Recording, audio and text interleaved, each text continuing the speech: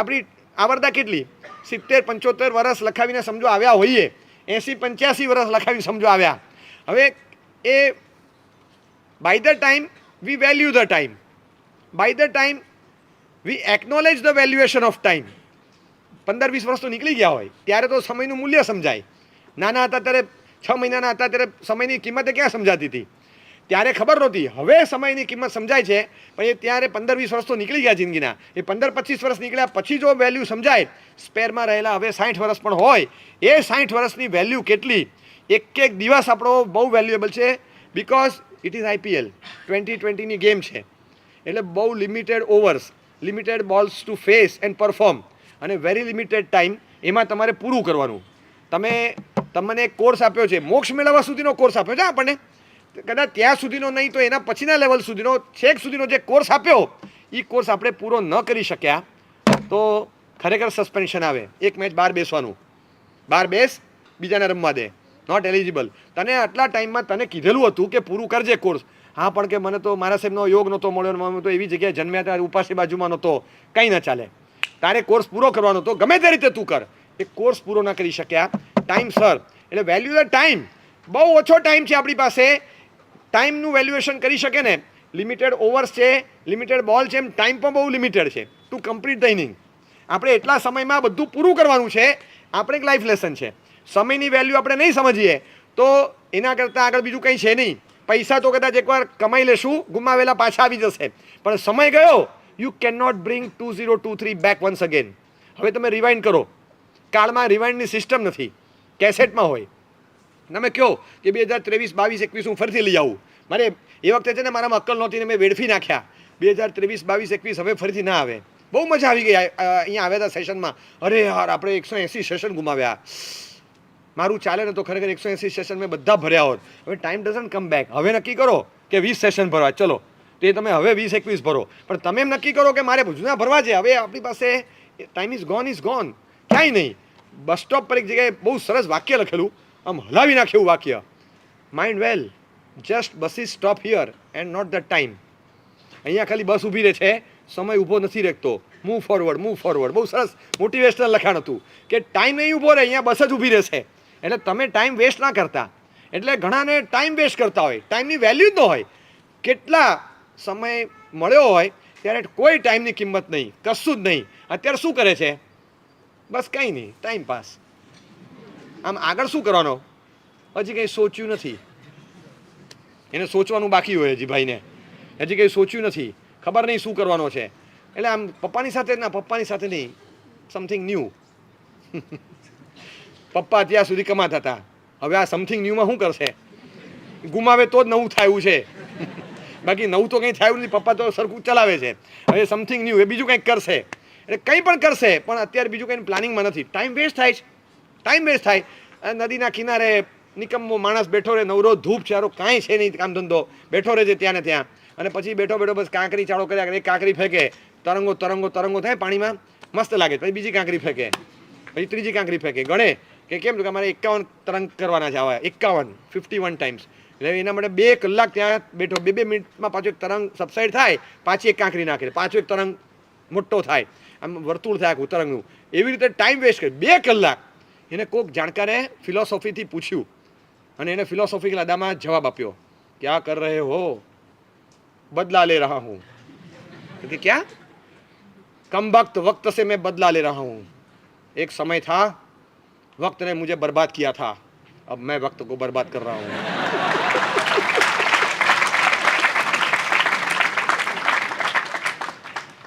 આવો બદલો લે. એને શું કહેવાય કે લાઈફની IPLમાં એને સસ્પેન્શન મળે કે ન મળે, બહુ ઓછો ટાઈમ છે અને એમાં અમુક ઓવર તો આપણે પતાવી દીધી. અને ખરેખર જે ઓવર આપણે પતાવી દીધી ને એ બહુ ઇમ્પોર્ટન્ટ હતી, પાવર પ્લેવાળી હતી, એ પતી ગઈ. હવે જે આવી તો બહુ રિસ્ટ્રિક્શનના ફિલ્ડવાળી આવી ગઈ. એટલે make the maximum of the opportunities. આ એક સંદેશો છે. તમને જે ઓપોર્ચ્યુનિટી મળી હોય ને, make the maximum of it. તમે જેટલું ખેંચાય એટલું ખેંચી કાઢો. આખો ટ્રેન્ડ ના બદલાયો. એક સમય હતો લિમિટેડ ઓવર ગેમમાં પણ શરૂઆતમાં પહેલા 2-3 ઓવર તો એમ સ્ટેબલ થાય, ધીમે ધીમે રમે. They read the pitch, they read the bounce, હા, દે રીડ ધ લેન્થ, બધું જોવે. પછી સ્ટેબલ થઈ જાય કે હવે બરાબર છે, આ રીતે આવે છે, આમ આવે છે, બધું જોઈને પછી રમે. અહીંયા તો જોવાનું જ નહીં, જોવાનું જ નહીં. આપણે તો કેવું હતું ખબર છે કે ફિલ્ડરોના હાથમાં બોલ હોય, પેલા સ્ટેન્ડ્સમાં બેઠા હોય ને એને તો બચારાના હાથમાં બોલ જોવા જ ન મળે. હવે તો એવું થઈ ગયું દર ત્રીજા ચોથા બોલે સ્પેક્ટેટરની પાસે બોલ જાય છે. લગભગ વારાફરતી બધા લોકોએ જોઈ લીધો કે બોલ કેવો હોય હાથમાં લઈને, મોટા ભાગના લોકોએ જોઈ લીધો. 50 વાર જઈ આવે એટલે આજુબાજુમાં કંઈક પડે છે, ઓ આ રહ્યો અમારી બાજુમાં જ પડ્યો હતો, અમારી બાજુમાં જ પડ્યો હતો. અને આટલું બધું એ લોકો રમે છે એગ્રેસિવલી. પહેલી 5 ઓવરમાં કેટલા રન થઈ શકે બોલો? હવે કોઈ ભરોસો છે? તમે હજી 2 વર્ષ પહેલાં નહીં, ગયા વર્ષે પણ પૂછ્યો પહેલી 5 ઓવર 6 ઓવરમાં કેટલા થાય, પાવર પ્લેમાં મેક્સિમમ કેટલા થાય? આપણા બાપુજીની તાકાત હતી 70થી વધારે બોલીએ, 60-70થી વધારે તો બોલાય જ નહીં. કારણ કે બિલકુલ ના બોલાય. 60-70 એટલે તમે શું બોલો છો? કંઈ ખબર પડે છે? 10-12ની સ્ટ્રાઇક રેટ હોતી હશે કંઈ, આમ જતા હશે કંઈ, એમ કે દરેક બોલે થોડા ચોકા છગ્ગા વાગે. પણ આ રમેશ કેવા આવે અત્યારે કેવું ઓપોર્ચ્યુનિટી અને પ્રેક્ટિસ, આ બે વસ્તુ છે ને તમારી સ્ટ્રેન્થને બહાર લાવે. તમને સતત ઓપોર્ચ્યુનિટી મળે અને તમે જો પ્રેક્ટિસ પણ કરો. હવે પહેલાં કેવું હતું કે 1-2 જણા હતા 360 ડિગ્રીવાળા, હવે બધા 360 ડિગ્રીવાળા છે. અને ગમે તેને ગમે તેવો એ તાથી કરતાં રમે, ખબર જ ન પડે. અને બેટ એવી રીતે ફેરવે કે જ્યારે બેડમિન્ટનનું રેકેટ ફેરવતા હોય એવી રીતે, કોકને મારવાનું હોય એવી રીતે મારે, ખબર જ ન પડે. ઘણીવાર કોઈક એક હાથે મારે, કોઈક સૂઈને મારે, કોઈક મારીને સૂઈ જાય, ખબર જ ન પડે કે શું કરે છે. આડે ધડ સમજવાનું. અને ચોગ્ગા છગ્ગા વાગે એટલે કેટલા વાગે પણ એક સમય હતો, નાનપણથી અમે રમતા હતા ને રમતા જોયેલા છે. 10 ચોગ્ગા જાય તો 2 છગ્ગા જાય, બસ. એનાથી વધારે એમ જ હોય. હા, નહીં તો છક્કાની આશા જ ના થાય, આ સિક્સરની આશા જ ના કહેવાય. તમે આટલું બધું એને એકદમ આમ સોશિયલ બનાવી દો ના ચાલે. એનું જે એલાઇટ ગ્રુપમાં એનું સ્થાન હતું એ રહેવું જોઈએ. હવે તો એવી તમે લાગતું જ નથી કે ઈડન ગાર્ડનમાં રમતા હોય, મોટેરામાં રમતા હોય, બિલ્ડિંગની અગાસીમાં રમતા એવી રીતે રમે છે. આમ કરે અગાસીની બહાર 6, આમ કરે અગાસીની બહાર 6.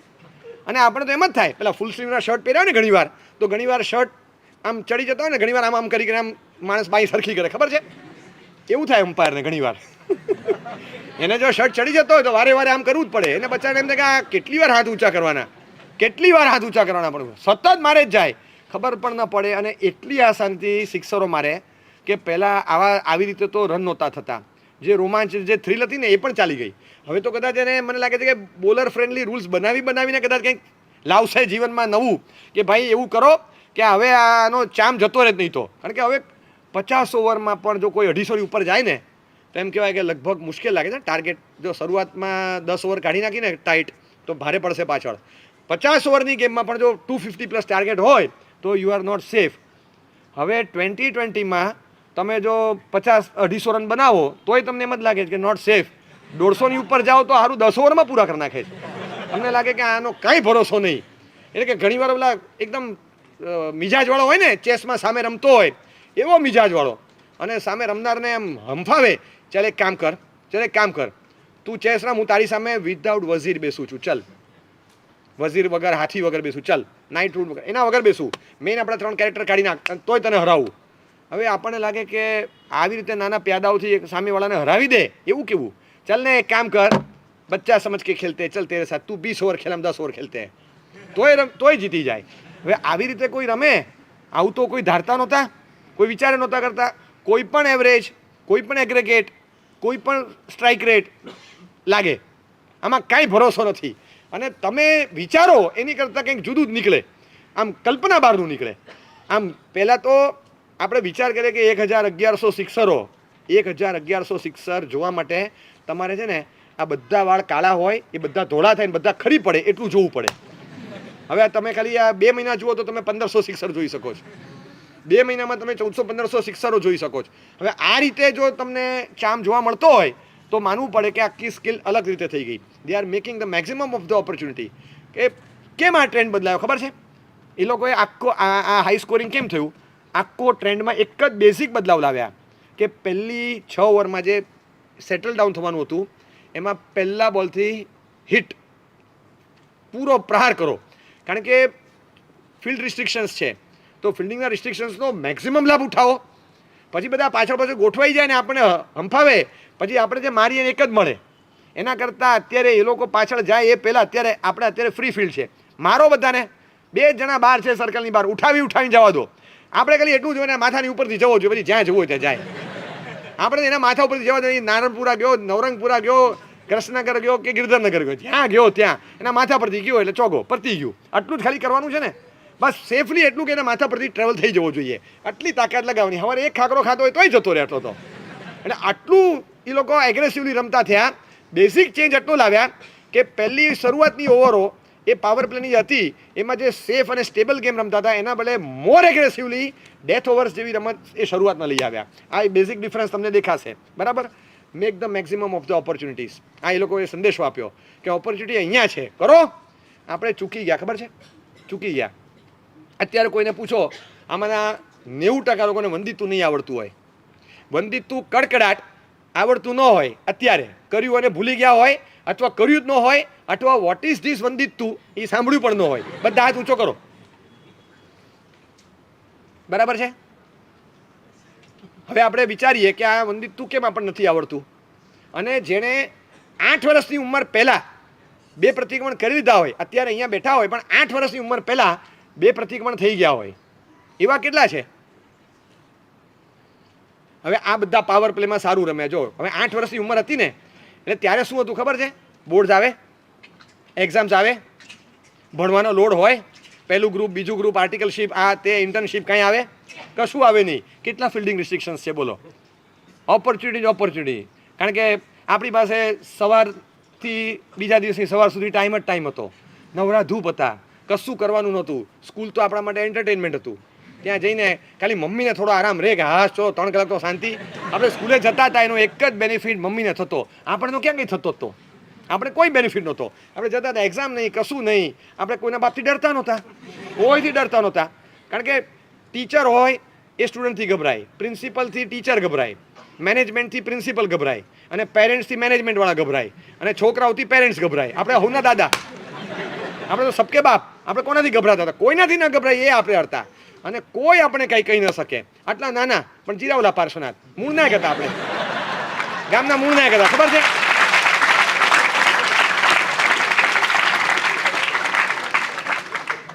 મૂળ નાયક એટલે મૂળ નાયક. આરતી મારી ઉતરશે, ચડાવો મારો બોલાશે, સેન્ટરમાં હું રહીશ. કારણ કે ક્યાંય ફરવા જવું હોય તો તું પેલા ટિકિટો પછી કઢાવો, પેલા અત્યારે કઢાવી લો ભાઈ, આને એક્ઝામ પતી ગઈ છે, પછી પાછું એની સ્કૂલ ચાલુ થશે. અત્યારે તમે ગમે તે એડજસ્ટ કરો ભાઈ. હવે તમારા ઓફિસ તો 12 મહિના છે અને બચ્ચાને એક્ઝામ અત્યારે પતી છે. આપણા ટાઈમ પ્રમાણે આખા ઘરે આઉટિંગના પ્રોગ્રામ કરવાના. બરાબર થયા મૂળ નાયક? બરાબર. બધાના પ્રોગ્રામ કેન્સલ. કેમ? તો કે અહીંયા એક્ઝામ આવે છે, લ્યો. એટલે આપણે થયા મૂળ નાયક પાછા? થયા. બહાર જવું હોય તો મારું બનાવીને જજો. ખાવાનું મારે બનાવવાનું કે બનાવવાનું તમારે, એ જવાબદારી તમારી છે. આપણી તો તારે શું કરવાનું? હું ખાઈશ. હા, ખાવું એ ઓછું કરું છું. હા, તો પછી તમારે બનાવીને જવાનું. આ બધી જવાબદારી તમારી. એટલે ક્યાંય આગા પાછા થવાય નહીં, કશું કરાય નહીં. તમારે જ્યાં જવું હોય ત્યાં જાઓ. અને પાછું ભૂલે ચૂકે જો આપણી પરનું ફોકસ ઓછું થયું ને તો તરત આપણે હેરાન કરીને કે પપ્પા મમ્મીને કોઈને આપણે ચલાવતા નહોતા, તમે મને પૂઠ કેમ કરી? મૂળ નાયકને પૂઠ કરે આશા જ ના કહેવાય. ખબર પડે છે? તમે મને ભૂલી ગયા, મારું બાજુ પર રાખીને તમને અત્યારે શું છે? તમને મારી એક્ઝામ વખતે તમે આ બધા પ્રોગ્રામ બનાવો છો? નહીં ચાલે. આપણે ઘરમાં નાના છોકરાઓ ઘરમાં ઘણીવાર આંબેલની હોળી કરતા હોય ને, ઘરમાં રિસ્ટ્રિક્શન આવે. હમણાં છે ને નાસ્તો નથી બનાવવાનો ઘરમાં, અને એકદમ સાદું સાદું બનાવો. હમણાં ઢોસા પણ નથી બનાવવાના. સાંજે બચ્ચાને બહુ ભાવે છે. અંદર મેંદુ વડા ઢોસા ઉતરતા હોય ને, વાસ બહાર આવશે ને, સુગંધ આવશે ને, બચ્ચાનો ઢીલો પડી જશે. એના કારણથી ઘરમાં બધાનું સીધા ભાખરીનું શાક ખાઈ લેવાનું. કેમ? તો કે બસ ભાખરીનું સેવ ટમેટાનું શાક, ભાખરીનું સેવ ટમેટાનું શાક. કેમ? આ નહીં હમણાં આને જે ચાલે છે ને એને ન ભાવ્યું બનાવે એટલે એનું મન લલચાય નહીં. એટલે સારું બનાવતી વખતે પણ આપણને ધ્યાનમાં રાખીને બનાવવાનું, અને શું નથી બનાવવાનું એ પણ આપણને જોઈને બનાવવાનું. આપણે ખાનારા હોઈએ તો હરખું બનાવવાનું. આપણે ખાનારા હોઈએ તો બધાનો દાટ વાળવાનો. આપણા હિસાબે પ્રોગ્રામો નક્કી થાય. કેવા હતા? આમ લાગે આપણને કે ફૂલ ઓપોર્ચ્યુનિટી હતી ને એ વખતે. ટાઈમ જ ટાઈમ હતો આપણી પાસે. ગ્રાન્ટ એક તો ગ્રાસ્પિંગ પાવરફુલ હતું, એકદમ તાજા હતા. અને બીજા નંબરમાં નથી બોર્ડ્સ, નથી એક્ઝામ્સ, કંઈ હતું નહીં. એટલે ફિલ્ડિંગ રિસ્ટ્રિક્શન્સ નહોતું, કંઈ હતું જ નહીં. જવાબદારીમાં જે આવે ઘરના કામકાજમાં તો એ પણ કંઈ કામકાજ નહોતું. તમારે આનું સાચવવાનું, કોઈનો ટાઈમે નહોતો સાચવવાનો. બધા આપણો ટાઈમ સાચવે. આપણે ગમે તે ટાઈમે ગમે તે કરીએ તો ચાલે. હવે એ આપણો ટાઈમ આપણે બધા સાચવતા નહોતા. ગામ આખું આપણો ટાઈમ સાચવે. ફૂલ પાવર પ્લે હતો. હવે એ વખતે જેને 2 પ્રતિક્રમણ 5 પ્રતિક્રમણ કરી દીધા એ સનરાઈઝર હૈદરાબાદ જેવું રમ્યા કહેવાય છે. અને બાકી બધા બચારા જોયા કરે છે કે બસ આગળ થોડું સેટલ થઈએ, થોડા સેટલ થઈએ પછી રમીએ. પછી તો ફિલ્ડિંગ રિસ્ટ્રિક્શન્સ આવી ગયા. ના હવે બોર્ડ્સ આવે છે, પાછું આવતા વર્ષે 10th આવે છે, 8થી એને લાગુ પડી જાય. ના ના 8 છે ને આવતા વર્ષે 9th અને પછી 10th નહીં આવે, 8 પછી 9 પછી 10th આવે. હા પણ એ 8 પછી 9 પછી તરત 10th ના આવે. એટલે એવા તે કે એવા તમે અત્યારથી બધું રિસ્ટ્રિક્શન આવી જાય, પણ હવે 8માં આવે ત્યારથી 10th રિસ્ટ્રિક્શન લાગુ નથી પડતું, ત્યારથી લાગુ પડે. ના ના અત્યારથી ધ્યાન રાખવું પડશે, નહીં તો બધું બગડી જશે, બધું બગડી જશે. એટલે ઢીલો ઢીલો ચાલતો હોય કોઈ માણસ, એવો તો કંઈ જોયો છે કેમ આમ ઢીલો ઢીલો ચાલે? તો કે ના થોડી વીકનેસ લાગે. તો કે કેમ? મારે પરમ દિવસે ઉપવાસ આવે છે ને એટલે.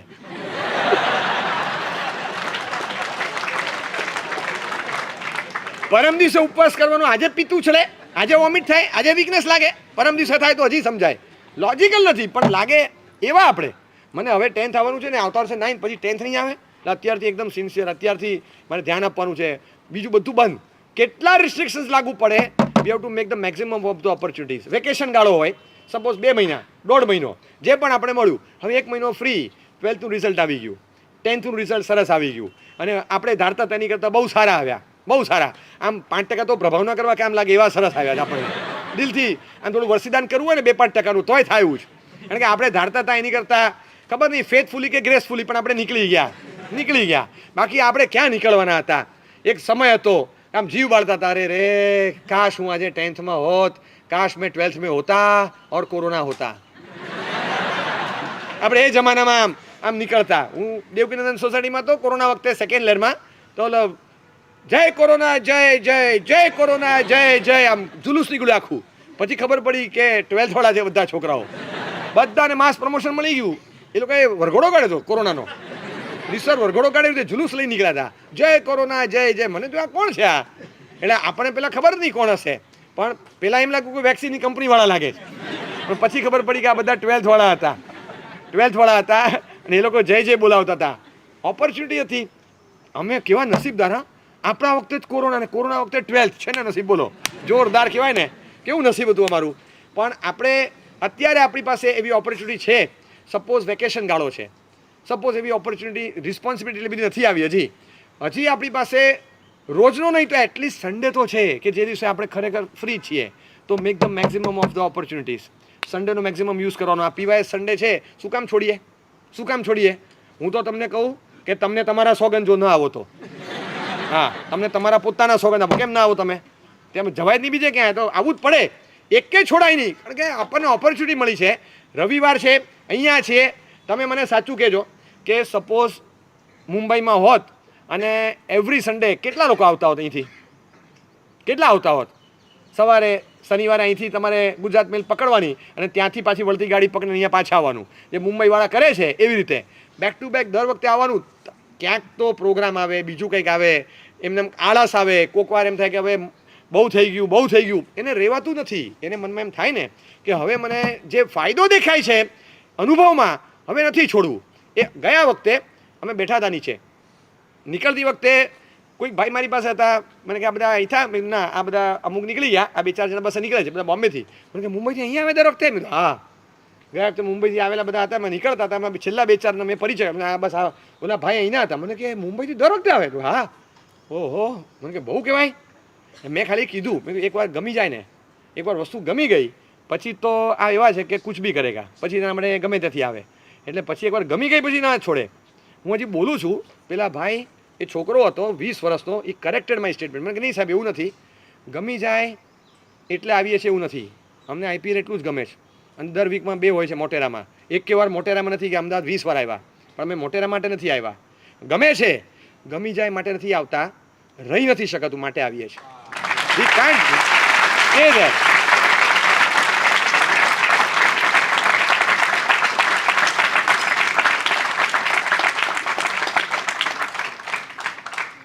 રહેવાતું નથી. એક એમ જ થાય કે એકે ન જવી જોઈએ, એક પણ ન જવી જોઈએ સાહેબ. જે ગઈ એ ગઈ, પણ હવે એકે ન જવી જોઈએ. આવું આપણને થાય કન્સિસ્ટન્ટલી. ગયા વખતે 52, આજે 54-55 રેગ્યુલરલી બોમ્બેથી આવનારા હોય. બહુ હાર્ડ છે, 8-10 કલાકની જર્ની, પાછું જવાનું રિટર્ન જર્ની. અહીંથી નીકળે બચારા 5:45-6 વાગે વાપી સ્ટેશન પર વંદે ભારત ઊભી રહે, ત્યાં એમના ટિફિનો ચડે ને ત્યાં ચોવિયાર વાળે તરત ચાલુ ટ્રેનમાં. કે રોજ ચોવિયાર કરીએ કે ન કરીએ, પણ અમે પીવાયસમાં આવીએ છીએ ને ત્યારે તો રાત્રે નહીં ખાઈએ. આટલા બધા સિસ્ટમથી ચાલનારા એ આજની આ પેઢી કે જે લોકોને નાઇટ આઉટ માટે પંકાયેલી હોય પાછી, અને એ લોકો આવા નાઇટ આઉટના હેંગઆઉટના જમાનામાં જીવનારા અહીંયા આગળ પીવાયસ માટે આવતા હોય. અમુકના પેરેન્ટ્સ તો બચારા એમ કે આ મારો છોકરો 10 મહિનાનો પગાર લાવે, કેમ કે 2 મહિના તો રેલવે ખાતાને આપે છે, 2 મહિનાની સેલેરી રેલવે ખાતામાં નાખે છે, 10 જ મહિના કમાય છે. એટલો બધો એનો આનંદ હોય કે સાહેબ આવું તો અમે નથી સાંભળ્યું કે કોઈ દિવસ આવું ઘેલું લાગે. કેમ આપણને ન લાગે? વી આર અમદાવાદ, એકે દિવસ આપણે ન છોડીએ. Keep the make the maximum of the opportunity. આજે છે, ગમે ત્યારે આ વસ્તુ નહીં થઈ અથવા અમે બીજે ક્યાંય ગયા, કોઈક વસ્તુ દુર્લભ બની ત્યારે વી શેલ વેલ્યુ અને વી શેલ ઇવેલ્યુએટ કે અરે અત્યારે જો પીવાયસ હોત ને તો થઈ ગયું હતું બધું. કેટલા લોકોએ સિદ્ધવડના આલ્બમ જોયા, સિદ્ધવડની ક્લિપ જોઈ, સાહેબ ચૂકી ગયા, સિદ્ધવડમાં ઉપજન થઈ ગયા હોત તો આ ક્લિપમાં અમે હોત, આ ક્લિપમાં તમે હોત તો ત્યારે બક્કલ માર્યું તો શું કર્યું હતું તમે? અક્કલને બક્કલ માર્યું હતું ત્યારે તમને ખબર નહોતી, પહેલાં ફર્યું હતું કે સિદ્ધવડમાં થવાના છે. હા, પણ ત્યારે અમે સીધા નહોતા. આ સિદ્ધવડ પહોંચી ગયા હોત ને તો આજે અમારા પણ થઈ ગયા હોત. આજે 3 મહિના થઈ ગયા માણને, અને લોકો વિચાર કરે છે આપણે તો થઈ ગયા, પણ જેને કર્યા એને મેક્સિમમ ઓપોર્ચ્યુનિટી પકડીને ગ્રેપ કરી લીધી તો થઈ ગયા. બાકી રાહ જુએ તો ક્યારેય ઓપોર્ચ્યુનિટી મળતી નથી. એક પાવર પ્લે છે, હજી આપણા હાથમાં છે, તડાફડી બોલાવી દેવાની. જેટલું સ્કોર થાય ને એટલું ઉકળતી ઉંમરમાં અત્યારે થશે. એકવાર બિઝનેસમાં લાગ્યા, જવાબદારી આવી, ફેમિલીની રિસ્પોન્સિબિલિટી વધી ગઈ, પછી તમે બહુ અઘરું છે, કાઢવું બહુ ડિફિકલ્ટ છે. પણ અત્યારે તમે યુ કેન ડ્રાઈવ બિકોઝ તમારી પાસે તમારી પોતાને સિવાયની કોઈ જવાબદારી નથી. તો અત્યારે તો તમે કરી શકો, જેની માટે એટલી મોટી રિસ્પોન્સિબિલિટી ના હોય, અને હોય એ પણ સન્ડે ડ્રાઈવ કરી શકતો હોય. એક જ તો સન્ડે મળે છે. હવે એમાં જો આ બધું અમે એંગેજ થઈ જઈએ તો પછી ફ્રી ક્યારે રહીએ? બરાબર છે. એક જ તો પીવાયસ હોય છે વીકમાં, બાકી સોમથી શનિમાં ક્યાં તમને બોલાવીએ છીએ? બોલો. It is the way, both the way you can think. આપણા પર છે કે ઓપોર્ચ્યુનિટીને કઈ રીતે જોવી. દરેક ઓપોર્ચ્યુનિટીમાં તમને તકલીફ હોય છે, અને દરેક તકલીફ એક ઓપોર્ચ્યુનિટી બની શકે છે. આપણે એને ઇવેલ્યુએટ કરીએ કે અત્યારે પાવર પ્લે છે, જ્યાં સુધી ફિલ્ડિંગ રિસ્ટ્રિક્શન્સ નથી ગોઠવાયા ત્યાં સુધી make the maximum of it. તો તમે આરામથી રમી શકશો, સ્કોર કરી શકશો. આ આપણી પાસે છે આ ખૂબી, તો આરામથી રમીને સ્કોર કરી લઈએ. બિકોઝ અત્યારે ઓપોર્ચ્યુનિટી છે, આ મિસ ન કરાય. 80 100 પીવાયસ એટેન્ડ કરેલા હોય એ લોકોને ધન્યવાદ આપવા પડે કે આટલી કન્સિસ્ટન્ટલી આટલું તમારે રહેવું, અને બેક ટુ બેક પીવાયસ ચાલતી હોય તો એ બધામાં પાછા હાજર થવું બહુ ડિફિકલ્ટ હોય. ક્યાંક તો બીજા પ્રસંગો આવે, કોઈકવાર આળસ આવે, એનો પણ હક છે. કોઈકવાર એમ થાય કે હવે બસ, હવે આજે સમથિંગ ન્યૂ બીજું કંઈક કરવા જઈએ. ક્યાંક ને ક્યાંક તમારે બધું પીવાયસના હિસાબે 10 વસ્તુ એડજસ્ટ થાય, પણ 100માંથી એકે બાનું પીવાયસને વધેરવા કામ ન લાગે. આ તો રહેશે જ. હવે એને સાચવીને બીજું જે હોય તે મને કહો. તો આ રીતે પીવાયસને સાચવી રાખતા હોય, એમાંથી ઇન્સ્પિરેશન લઈને એક પણ ચૂકવાનું નહીં. Make the maximum of the opportunities. આપણું નસીબ છે કે આપણને આ ઉંમરમાં કોણ પીરસે છે વેલ્યુઝ, કોણ આપે છે મોરલ્સ, કોણ એથિક્સને ઇન્જેક્શન આપે છે, કોણ આપણને આ બધું આપવાનું છે. અને પાછું આપણી લેંગ્વેજમાં, આપણી ભાષામાં.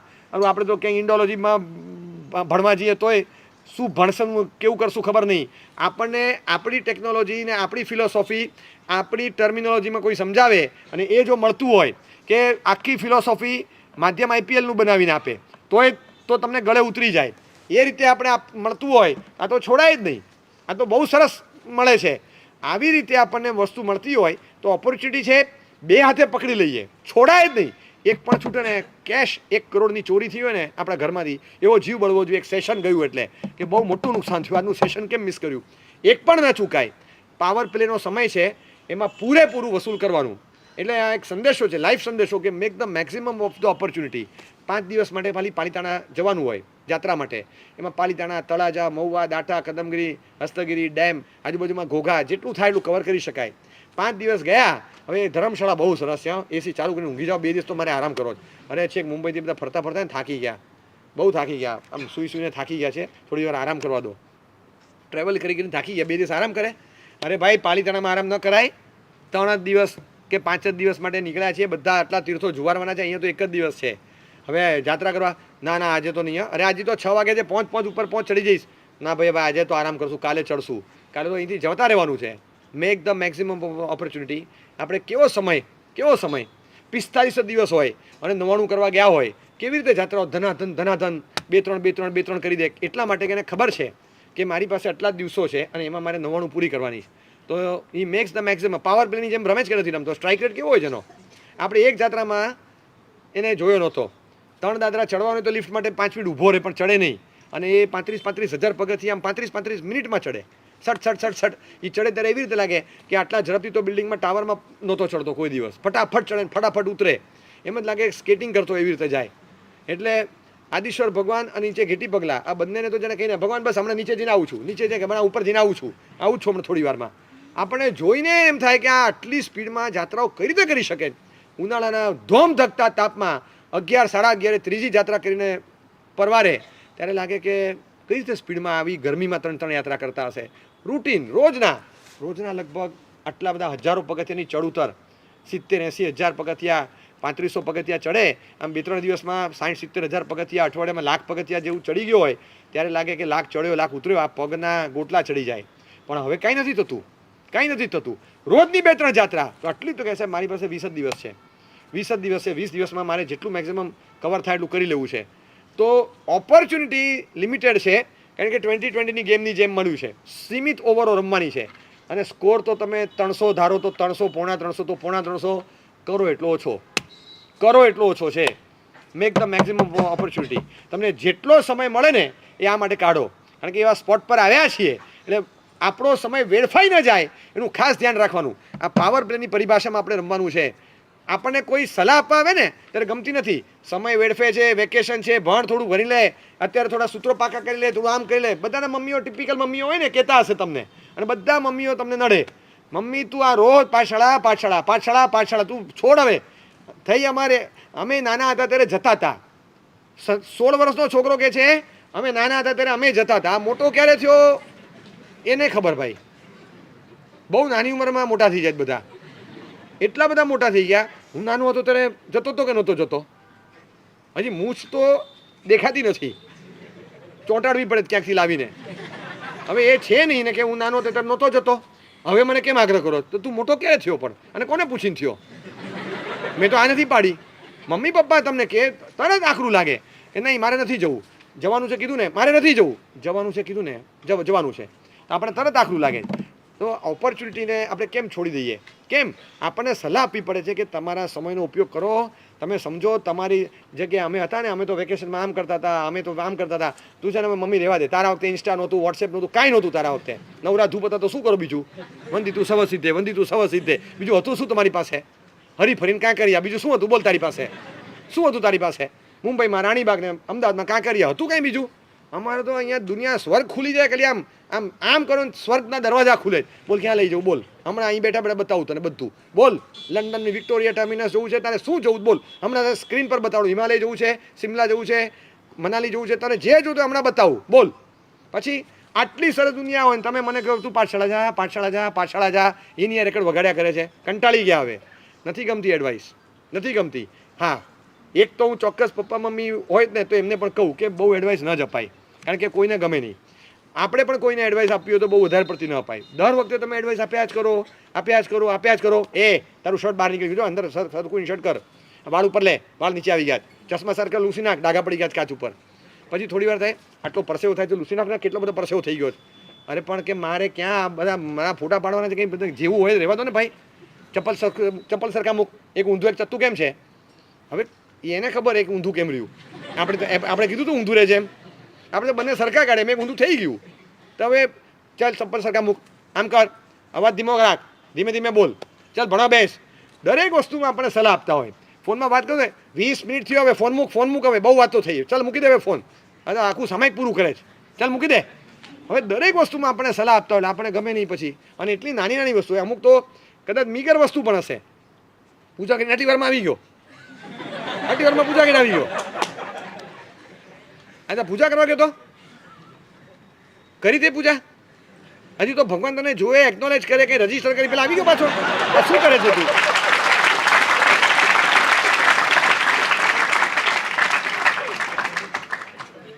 અને આ દરેક વસ્તુમાં કીધા કરે, દરેક વસ્તુમાં. પછી આ શું પણ ખીટપીટ પણ આમાં ભગવાન તને ઓળખે એટલે સમય તો રે, પણ નથી મમ્મી. પણ ભગવાન કેવળ જ્ઞાની છે, હું ઓનલાઈન રજીસ્ટ્રેશન કરાવું છું. બધું થઈ ગયું છે મારું, બધું અમારે બધું થઈ ગયું. ખાલી ફિઝિકલી હાજરી આપીને યસ સર કહીને પાછા આવવાનું હતું, બસ. મારે ખાલી એટેન્ડન્સ જ પુરાવાનું હતું. એ પણ પ્રોક્સી નથી ચાલતું ત્યાં, એટલે જઈ આવ્યો. તું માથાકૂટ ના કર પછી બહુ. મારે પછી હવે થોડું બીજું કામ છે, મને રમવા જવા દે. એક જગ્યા પર એવી હોય કે મમ્મી પપ્પા આપણે સલાહ ના આપતા હોય, સલાહ આપ્યા જ કરે. અને પછી તો ભણવા બેસ, એક્ઝામ આવે છે, આવતા શુક્રવારથી એક્ઝામ છે, તારે કંઈ ભાર છે માથે? તારી એક્ઝામ, અમારે તું ઉજાગરા, તારે જાગવાનું જ નહીં. તો અમારે ઉજાગરા કરવાના. તારે શું કરવાનું? કે મારે ધજાગરા કરવાના. તમારે ઉજાગરા કરવાના. દરેક મમ્મી બચારા 2 વાર 12થની એક્ઝામ આપે, એક પોતાની અને એક પોતાનાની હોય ત્યારે બીજી. 2 વાર પાસ થઈ ગયા હોય તોય 2 વાર, પાસ ન થયા 2 વાર આપે તો સમજ્યા. હજી પાસ થયા છે અને છતાં રેન્કર હોવા છતાં 2 વાર એક્ઝામ આપે, એક હમણાં અને પછી પાછી એક બીજી વાર આપે, પોતાના છોકરાની કે દીકરીની હોય ત્યારે. આટલું ટેન્શન નહીં, આપણે કોઈ ટેન્શન નહીં, કોઈ ચિંતા નહીં. એટલે છોકરાને પૂછવાનું નહીં, ત્યારે એક્ઝામ વખતે ટેન્શન થાય તો હો પપ્પાને, આપણે હું પપ્પાને. અને પપ્પાને કીધેલું છે, પપ્પા ફીસના ખર્ચા થશે, ચોપડીના લગભગ નહીં કરાવું, ટેક્સ્ટબુકના ખર્ચા નહીં કરાવું, એટલું ધ્યાન રાખીશ. એટલે તમે વધારે ફીસની વ્યવસ્થા કરજો, બાકીનું બધું હું જાતે સંભાળી લઈશ. આટલા બધા આપણે ટેન્શનમાં રાખીએ બધાને, કોઈ જગ્યાએ ચિંતા નહીં. અને દરેક વસ્તુમાં બધા આપણે સલાહ આપ્યા કરે, બહુ સલાહ આપી હોય અને પછી એકવાર તો એવું થાય આપણા છે ને મનમાં ઇરિટેશન આવી જાય કે મમ્મી પપ્પા માટે અથવા આપણે બહુ સલાહ આપશું તો આપણા માટે કોક ના આવશે. આને છે ને દરેક વસ્તુમાં ટેવ પડી ગઈ, સલાહ આપ કરશે, એક કીલી સલાહ આપવાની, કંઈ પણ હોય સલાહ આપવાની. બહાર હજી જમવા જાય તું બહાર જાય, હા આજે પાંચમ છે ધ્યાન રાખજે, બધું સેન્ડવિચ બેન્ડવિચ ખાતો નહીં, પછી હા બધું લીલોતરી વાળું ના આવી જાય. મમ્મી પણ આ પાંચમ ને આઠમ તો ક્યાંથી વચ્ચે આવી જાય છે? હમણાં તો હતી કે એ 14 હતી, 4 દિવસ થઈ ગયા એને, હમણાં એ પાંચમ નહોતી તો કે હવે હમણાં કંઈ નહીં આવે ને, હમણાં 4 દિવસ રોજ જવાનું. ના બિલકુલ નહીં, આ પાછી આઠમ આવશે, એ દિવસે કંઈ જતો નહીં પાછો બહાર. મમ્મી આ પાંચમ ને આઠમ કઈ આ કંઈ મચ્છરની જેમ ગમે ત્યાંથી આવી જાય, કઈ રીતે આવી જાય હમણાં? તો કે પાંચમ પછી છઠ સાતમ પછી તરત આઠમ ના આવે. કેવું પ્લેસમેન્ટ છે, ગમે ત્યાંથી આઠમ આવી જાય, ગમે ત્યાંથી. અને જે દિવસે મારે પ્રોગ્રામ એ દિવસે તમારે પાંચમ ને આઠમ ને કંઈક તો નાખી દેવાનું. તમે લોકો પંચાંગમાં ફેરફાર કરો છો, મારા પ્રોગ્રામ પ્રમાણે બધું મેનિપ્યુલેટ કરો છો. આપણને એમ લાગે કે મમ્મી મોદી છે અને પાંચમ આઠમ ઈડી છે.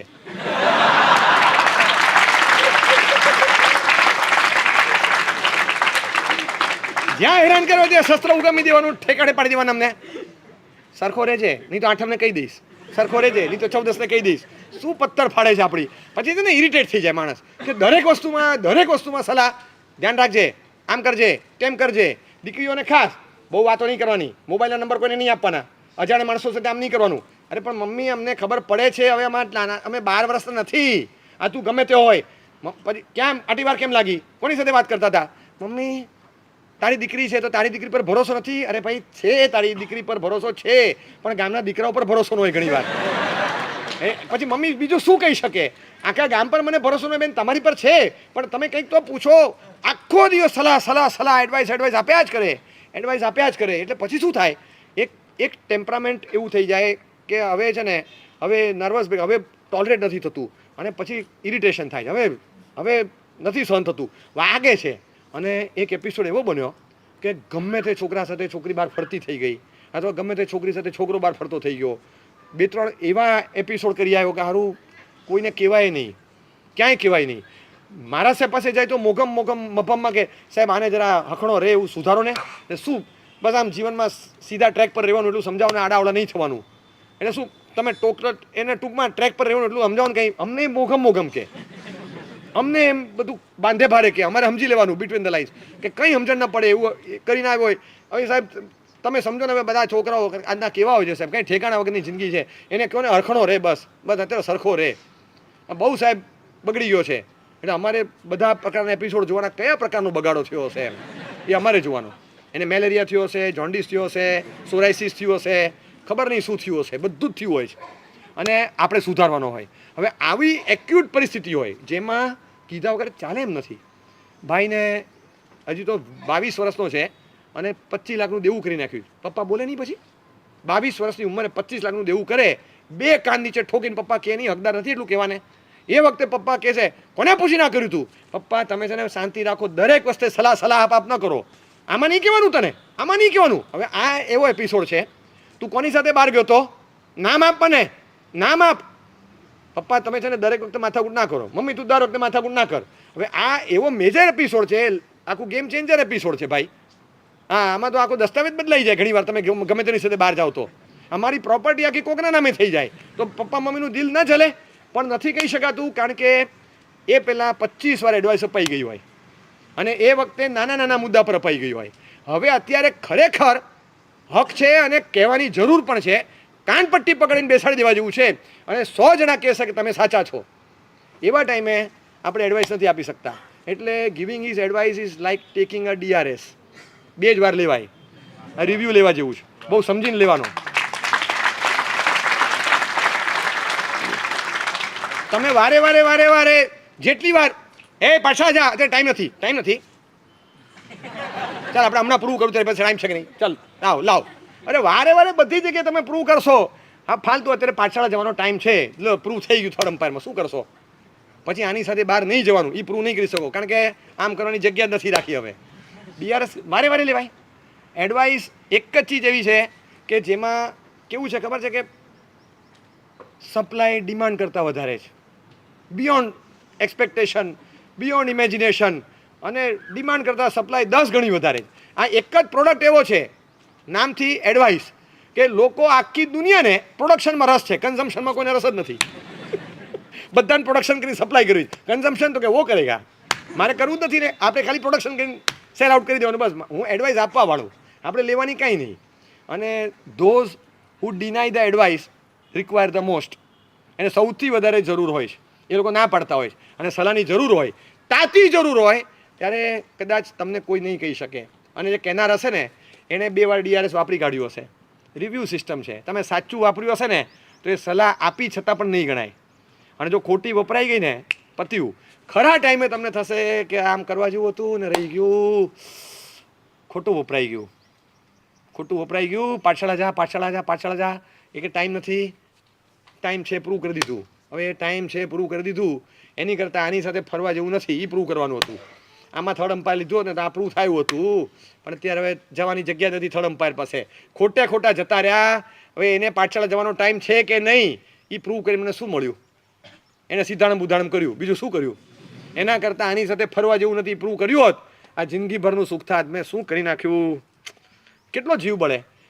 કેટલાક એવા હોય ખરેખર લેવાનું હોય તોય ડીઆરએસ ન લે, પેન્ડિંગ હોય 2 તો રેવા જ દે, નથી લેવા, કાંઈ નહીં, તમે કીધું એમ, ચલો ને ભાઈ સારું, એમને એમ જવા દે. પછી આપણે ઘણી વાર તમે જોઈને તમને થતું હશે કે બેઠા અરે ડીઆરએસ લેવા જેવો તો ખોટો ન લીધો.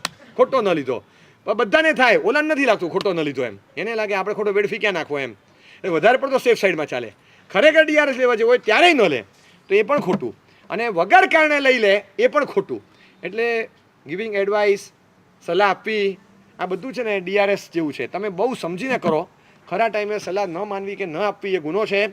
અને વધારે પડતી આપીને ખરી અણીની ક્ષણ હોય ત્યારે આપણો હક જતો રહે ને ત્યારે આપણી પાસે રિવ્યૂ બચ્યા ન હોય એ પણ નુકસાન છે, કારણ કે સીમિત છે. દરેક વસ્તુ દરેક વખતે નથી કરી શકતા. એટલે આ રિવ્યૂ જેવું છે, તમારો અલગ ઓપિનિયન પડતો હોય એ વધારે પડતી વાર તમે અલગ પાડશો એ ડાયજેસ્ટ નહીં થાય. એટલે it is like taking a review. તો થર્ડ અમ્પાયર્સ કોલ માટે તમારી પાસે 2 કે 3 જે સિસ્ટમ હોય એટલું જ રહે, વધારે વાર ન જવાય. તો કોઈને સલાહ પણ નહીં આપીએ તો આપણને એવું જ થશે. એટલે દરેક વખતે આપણને એમ થાય દરેક રોલ હું નથી પ્લે કરી શકતો તો મને કોઈ સલાહ નહીં આપે. ભણવાનું આમ બેસી જવું તો બીજા કામમાં નથી લાગતો, ઘરના કોઈ કામમાં હાથ જ નહીં આપવાનો તો ભણશે કોણ? ભણવાનું એ ખરું, કામે કરવાનું. બધી વેરાયટી મારામાં હોવી જોઈએ ને ભાઈ. બધું નથી કરી શકતો, મારામાં બધા ગુણો નથી, તો કંઈક લાવવું જોઈએ. કંઈક તો એવું હોવું જોઈએ કે જીવનમાં એડ ઓન થાય, મારી ક્વોલિટીમાં અપલિફ્ટમેન્ટ આવે, ઉમેરો થાય, સુધારો થાય. એ માટે મને આ બધી સુવિધા મળી છે તો મારે એ ઓપોર્ચ્યુનિટીનો ઉપયોગ કરવાનો. અને જ્યાં મને કોઈ એડવાઇસ આપતું હોય ત્યાં મારે એમની સામે નહીં પડવાનું. જો એક વસ્તુ સમજી રાખો કે તદ્દન ઘણીવાર નહીં પણ કોક વાર કદાચ એમ લાગે કે ફિલ્ડ ઉપરનો અમ્પાયર ખોટો હોય તો પેલો સુધારે, પણ પેલો એ ડાઉટફુલ લાગતો હોય, તમને એમ લાગે કે કદાચ એનું પણ થોડું ડાયસી લાગે છે, પછી એ અમ્પાયર્સ કોલને રિલાય કરીને પછી આઈધર ઓર બંને બાજુ ટિલ્ટ થતી પોઝિશન લાગે, એકદમ નેક ટુ નેક ડિસિઝન આવતું હોય, તો પછી એમ લાગે કે હવે વાઇડ કહેવાય કે ન કહેવાય, ઓન ધ વે લાઇન પરથી જ સીધો પસાર થાય છે, તો શું કરવાનું? એને વાઇડ કહેવો કે ન કહેવો? તો ત્યારે પછી રિલાયન્સ ઓન ધ અમ્પાયર્સ કોલ કે ભાઈ એને આપ્યો તો આપણે વાઇડ કહી દેવાનો, એને નહોતો આપ્યો તો આપણે નહીં કહેવાનો. Respect is call. કારણ કે બંને બાજુ સંભાવના 50-50 લાગે છે. એને પોઝિશન જે બાજુ ટિલ્ટ થાય એ રીતે કરી નાખે, અને ત્યારે આપણને ઘણીવાર એમ થાય કે આ થોડું ચાલે, પછી ત્યારે બાંધવા બેસાય અમ્પાયર સાથે. બિલકુલ નહીં, આટલું જોયા પછી તમે ના પડો છો, તમે આમ કર્યું, હવે એમાં પણ તમને સંતોષ નથી તો પછી શું કરશો? પછી ચોથું આમ થોડું કરાય જાય, હવે મને 4th અમ્પાયર કોલ આપો. There is nothing like 4th umpire. 3rd અમ્પાયરને તમે કર્યું, હવે એણે જે કીધું તમને કદાચ ગળે ન પણ ઉતરે, મોટા ભાગે તો ઉતરી ગયું હોય, પણ ક્યારેક એવું બને છે ને કે 3rd અમ્પાયરનું એ ગળે ન ઉતરે, તો ત્યારે પછી કોન્ફ્રન્ટેશનમાં ના ઉતરાય. હવે એ જો કોન્ફ્રન્ટેશનમાં ઉતર્યા તો પછી ફેર પ્લેમાં આપણા પોઈન્ટ્સ ઘટે. એ જે ઉપર નંબર હતો નીચે આવી જાય. તમે અમ્પાયર સાથે કન્ફ્રન્ટેશનમાં ઉતર્યા મેદાન પર, એની સામે રમવાનું કોની સામે હતું? આની સામે રમાય? આની સામે ઓલાની સામે રમો બરાબર, આની સામે રમવા બેઠા તમે. ખોટું છે, આમ છે, ચીટિંગ છે, આમ ચાલતા હશે, આમ ચાલતા હશે, અકળામણ થઈ જાય. હવે જેની સામે પડાતું એની સામે પડાય. આ થર્ડ અમ્પાયર્સ કોલ છે. છેલ્લે ફાઇનલ ડિસિઝન એ આપશે જ્યાં આપણને વેર વી સસ્પેક્ટ ઓર વેર વી ડાઉટ સમથિંગ કે આમ ન હોવું જોઈએ કે હોવું જોઈએ, તો એ આમ હોવું જોઈએ અથવા તો આમ ન હોવું જોઈએ. Late the third umpire decide. હવે એ થર્ડ અમ્પાયર ડિસિઝન આપે, એ કાં તો ગુરુના સ્થાને હોય, કાં તો મમ્મી પપ્પાના સ્થાને હોય, કોઈ વડીલના સ્થાને હોય, એ અમ્પાયર ડિસિઝન આપે છે. પછી એની સામે તમે પડો, it is like challenging the third umpire. હવે એ ફેર પ્લે નથી, એ આપણા કલ્ચરમાં ના આવે. એકવાર સ્વીકારી લેવાનું. હવે એમની વાત ગળે ઉતરેવી નથી, તમારી વાત બધી સાચી કે ગળે ઉતરેવી નથી, પણ હવે શું કરવાનું બોલો? કરવાનું શું? બેસ્ટ પાર્ટ એને ખબર કે એને કેમ નો બોલ ના આપ્યો. હવે શું કરવાનું? પણ આપણે ગમે એટલું કરવા જઈએ, આપણે નથી આપતા તો આપણે કરવાનું શું? આપણે ગમે એટલું કરવા જઈએ, આપણે નથી આપતા તો શું કરવાનું? આપણી જિંદગીમાં બગાડો થયા કરે છે. આપણે સલાહ આપે તો પણ આપણે સુધરતા નથી. હું તમને કહું કે કોઈ એક વ્યક્તિ હોય ને દરેક માણસ પાસે, કે જે વ્યક્તિને આપણે છે ને ખરા ટાઈમે કામ લાગે. દાખલા તરીકે કેટલીક ખોટી ટેવો આપણને પડે છે, તો કોઈક એવું હોવું જોઈએ ને કે જે આપણને ગાઈડ કરે. જો આમ ન કરાય, હા, તારા પપ્પા મમ્મીને ખબર પડે ને કેટલું દુઃખ લાગે. તું શું કરે છે ખબર તને? તો એને પપ્પા નહીં કહેતો, તું પપ્પા નહીં કહેતો. કેમ ગભરાય? ગભરાવું છું એ પણ ખરું ને, પપ્પાને બહુ ખરાબ લાગશે, પપ્પાને બહુ ખરાબ લાગશે, તું રહેવા દે. પપ્પાને ગભરાવું છું એ પણ ખરું ને, પપ્પાને બહુ ખરાબ લાગશે, રહેવા દે. એને બહુ ઓડ ફીલ થશે એટલા માટે પણ નહીં, અને ગભરાવું છું એટલા માટે પણ નહીં. હવે તો તું આવું કરે છે એ સારું લાગે છે? તું છોડ ને. તારા પપ્પાથી આટલો ગભરાય છે, તારા પપ્પાને ગમશે નહીં, તું પણ એક્સેપ્ટ કરે છે, તો એ વસ્તુ છોડી દે. હા પણ નથી છૂટતું, શું કરું? મને બહુ ઈચ્છા થઈ જાય, પછી હું જતો રહું છું પાછો. હવે આટલું આપણને ખબર પડે તો કોઈક એક સલાહકાર એવો હોવો જોઈએ ને, કે જે આપણને કોઈ ગુરુ ભગવાન સાથે ઇન્ટિમસી હોય ને તો ત્યાં જઈને પૂછ્યું હોય તો ત્યાંથી સલાહ મળે. કોઈક વાર મેજર ડિસિઝન છે અને ત્યાં એ વખતે તમારી પર અસર લાવે એવી કોઈ વ્યક્તિ ન હોય તમારી બાજુ પર. મેજર ડિસિઝન એટલે દાખલા તરીકે હવે અહીંયા રહેવું કે બીજે એબ્રોડ જ કાંઈ માટે સેટલ થઈ જવું, આ લાઈફ ટાઈમ એક્સપિરિયન્સ કરવાનું છે, એવું લાઈફ ટાઈમ ઇમ્પેક્ટ લાવે એવું ડિસિઝન છે ને. હવે કાયમ અહીંયા રહેવું કે કાયમ બીજે રહેવું. હવે પપ્પા મમ્મીની સાથે રહું છું પણ હવે કાયમ માટે જુદો થઈ જવું. સિચ્યુએશન અત્યારે થોડુંક એવું લાગે છે, થોડુંક તંગી પડે છે જગ્યાની એટલા માટે, કાં તો ઘરમાં થોડું ડીશુમ થાય છે એટલા માટે, જે પણ હોય તે. પણ હવે ઘરમાં બહુ ટિંગ થયા કરે છે, જતો રહું, જુદો થઈ જવું. એકવાર કોઈને કન્સલ્ટ કરીને પૂછું તો ખરો કે જે મારી પર અસર પાડે, કે આવું તો ક્યારેક થાય. વાસણ બધા ગોઠવેલા હોય ને તો તપેલી ગ્લાસ સાથે અથડાય, ગ્લાસ ચમચા સાથે અથડાય, તપેલી ઉપર ઢાંકણું ઢાંકે તો ઠણીંગ અવાજ આવે છે. વાસણો ફેંકી નથી દેતા, એક વાસણ અહીંયા એક ત્યાં મૂકવા નથી દેતા, બધા વાસણ સાથે જ રાખીએ છીએ. વાસણ અંદર ખખડે અવાજ આવે એટલે કે વાસણ જુદા ન થાય, વાસણ તો સાથે જ રહે. બસ વાસણ તો હોય સાથે તો ખખડે, એ તો પછી સાથે જ રહે ભાઈ. એવી રીતે તો ચાલ્યા કરે, પણ એ તો થોડું ટોલરેટ કરવાનું, આમ થોડું ચાલે. આવી કોઈ આપણી પર અસર કરે એવી કોઈ સલાહ આપનાર કોઈ વ્યક્તિ ખરા? કેટલું ઇમ્પેક્ટફુલ ડિસિઝન છે આ, મમ્મી પપ્પાથી જુદા થઈ જવાનું. એન્ગેજમેન્ટ કર્યા અથવા લગ્ન કર્યા અને હવે એકબીજાથી જુદા થઈ જવાનું ડિસિઝન લઈ લીધું. શેના માટે? બસ નક્કી કર્યું. અરે કેમ ઘણાને એકદમ એવું હોય, શિબિર પણ ભરી હોય, સંસ્કારી પણ હોય, ના બિલકુલ નહીં, હું આ ના ચલાવું. તો કેમ? મારા મમ્મીની સામે બોલ્યો હતો, મારા પપ્પાની સામે બોલ્યો હતો. કબૂલ કે મારા પપ્પાની સામે એ બોલી હતી, એ ન ચાલે. પણ હવે આજે એને સમજાવવાનું કે બીજી વાર આવું ના કર. એના માટે તો તોડી ના નાખવાનું હોય. આમ કરીને આંખ કાઢે મારી સામે, આંખ કાઢે એટલે જતા રહેવાનું. તો મારી સામે આંખ કાઢે તો હું શું કરું? આંખ બંધ કર, બીજું શું કરે? 2 મિનિટ આંખ બંધ કરીને ઊભો રહે, બીજું શું કરવાનું? આવી રીતે ઉતાવળા, એટલું ફાસ્ટ ડિસિઝન હોય ને, એટલું ફાટ સ્ટીકર લગાડ્યું અને ખેંચી કાઢ્યું, એટલી ઝડપથી આમ ચોંટેને પાછું ઉખડી જાય. આવી રીતે કંઈ રિલેશન ઊભા થતા હશે. એક ફાઇનલ કોલ આપ્યો છે અને એ પછી ખરેખર તમને કહું કે તમે જો કંઈક જોવાની મિટિંગ કરીને તમે 4 જગ્યાએ ના પાડો ને તો વડીલોને કોઈને ચિંતા નથી. The moment you say yes, એમનું ટેન્શન શરૂ.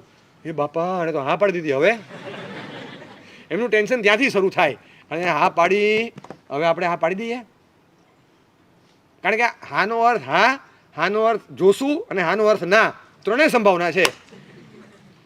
હા એટલે મેં તમને હા પાડી હતી, તમે કેમ ત્યાં જ મેસેજ નથી આપ્યો? હવે મને નથી ગમતું. તો ત્યાં હા પડે, હા પણ ત્યારે ગમતું હતું, હવે નથી ગમતું. એટલે હા એટલે જોશું. ત્રીજી વારમાં મેં તમને કીધું હતું, એ તો તમારા બધાનો ફોર્સ હતો, ઉતાવળ કરતા હતા એટલે, બાકી મને તો ત્યારે જ નહોતું ગમતું. મેં તો હા પાડી પણ અંદરથી તો મારી ના જ હતી. હા એટલે હા, હા એટલે જોઈએ, હા એટલે ના.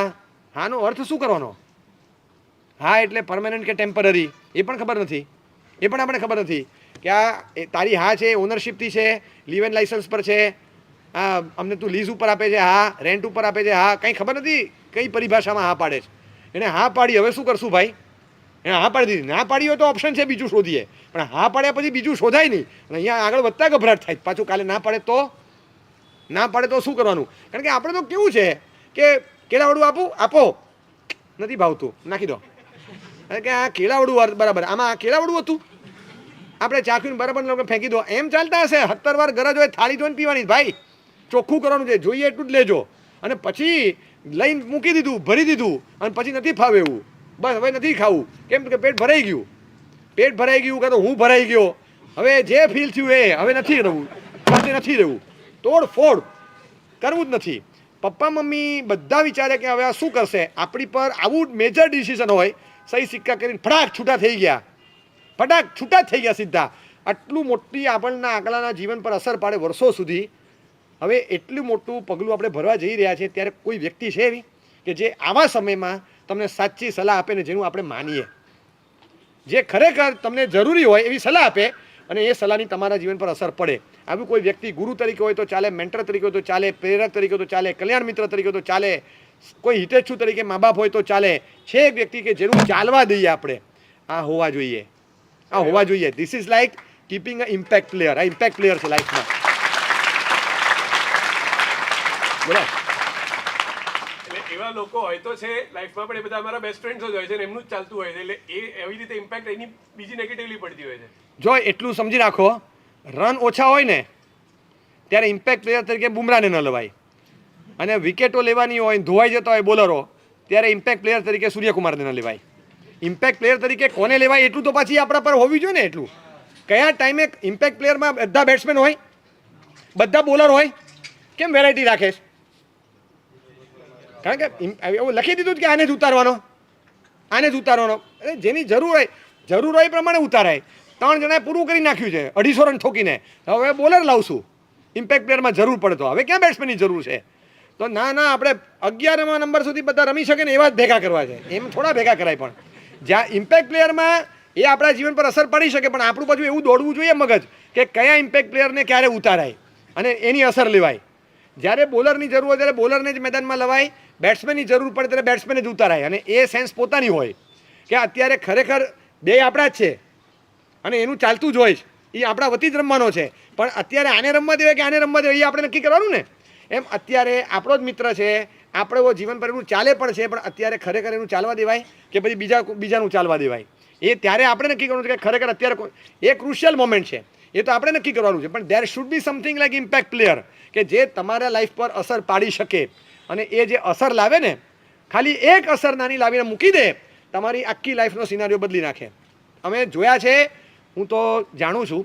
ખાલી સખત આમ કોઈક ઘટના એવી જીવનમાં બની હોય અને જેના કારણે એ ઘટના બન્યા પછી વ્યક્તિ અંદરથી નાસીપાસ થઈ જાય, થોડા ડિપ્રેશન મોડ પર જતા રહે, એકદમ આમ એમ થઈ જાય કે જિંદગીમાં આવા પ્રસંગો આપણી સાથે બને, એવા કોઈ ડિઝાસ્ટર જીવનમાં ફેસ કરવાના આવ્યા હોય, પોતે વિચારે પણ ન હોય, પોતાના ભવિષ્યના પ્લાનિંગમાં બહુ આવું ક્યાંય કલ્પનામાં ન ધર્યું ને એવું આવી જાય, એકદમ અપસેટ થાય. એવા સમયમાં કોઈક વ્યક્તિ, એ કલ્યાણ મિત્ર, એક વ્યક્તિ એની સાથે નાનપણથી સાથે રહેલા, એમણે ઇન્સ્પાયર કર્યા કે કામ કરો, હું ઓળખું છું બંને જણાને, અને એ વ્યક્તિને કીધું કે કામ કરો, બીજું કંઈ નહીં, પીવાયસમાં આવવાનું રાખ. તો કે આ શું છે? તમે પીવાયસમાં આવવાનું રાખ, તું એકવાર આમાં આવીને જો. અને પીવાયસમાં આવવાનું રાખ એમ કહીને પીવાયસમાં લાવ્યા, અને એ એમના લાઈફમાં એક એવું મોટું ટર્નિંગ લાવી દીધું, એટલું મોટું ઇન્સ્પિરેશન લાવ્યું, બધું ભૂલાઈ ગયું. જે ડિપ્રેશન હતું એ જતું રહ્યું, અપસેટનેસ હતું એ જતું રહ્યું, બધું ક્યાંય ફગાવી દીધું, અને ફૂલ એનર્જેટિક મૂડમાં એ પોતાના કામે લાગી ગયા. ડિઝાસ્ટર પણ એક જીવનનો ભાગ હતો, ભૂલી ગયા. અને એ પછી લાઈફ આખી જે ફૂલ ફ્લેજ આગળ વધી, બધી રીતે ખૂબ આગળ વધ્યા. અને અચાનક એક દિવસ ફ્રેન્ડશિપ ડે હતો, એ દિવસે એમણે નવી ગાડી લીધી. આ વ્યક્તિએ નવી ગાડી લીધી. ગાડી લઈને એના ઘરે ગયા, એના મિત્રના ઘરે, કે જે મિત્રના કહેવાથી આમાં જોડાયેલા, અને જઈ અને ચાવી આપી અને કીધું કે ક્યાંય વિચાર તે પણ નહોતો કર્યો, મેં પણ નહોતો કર્યો, પણ અચાનક આજે આ વિચાર આવ્યો, તારા માટે જ આ નવી ગાડી લઈ આજે ફ્રેન્ડશિપ ડેના દિવસે આજે ગિફ્ટ આપી છે. મારા જીવન પર આવી ઇમ્પેક્ટ લાવે આવા પ્લેયર મારી ટીમમાં છે, મને ખબર નહોતી.